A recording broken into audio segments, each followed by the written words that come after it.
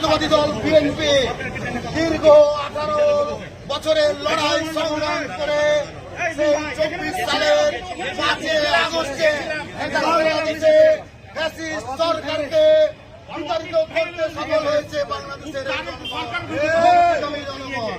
কিন্তু প্রিয় দেশবাসী, আমরা দেখছি আমাদের এই চাঁপাইনবাবগঞ্জে বিচারিক আদালতে এখনো সেই আওয়ামী ফ্যাসিস্টদের দোসররা বিচারকের আসনে আসীন হয়ে তারা তাদের মন গড়া আইনি কার্যক্রম পরিচালনা করছে।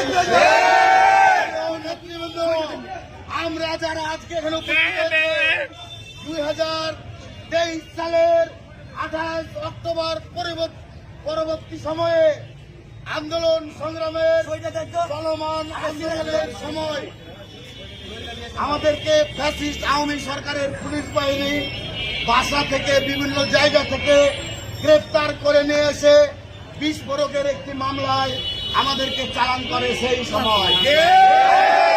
সময়ে জামিনে মুক্ত হয় এবং ফ্যাসিস্ট সরকারের বিদায় হয় বাংলাদেশ থেকে চিরতরে।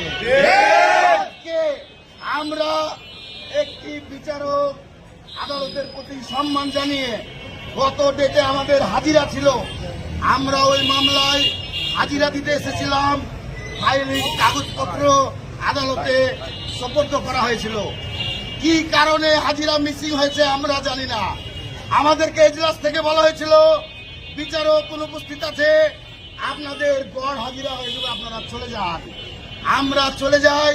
বিগত কালকে ওই মামলার আমাদের কেস পার্টনার যুবনেতা তুফান আলী গ্রেপ্তার হওয়ার পরে আমরা জানতে পারি আদালত কর্তৃক আমাদের নামে ওয়ারেন্ট গ্রেপ্তারি পরোয়ানা জারি হয়েছে।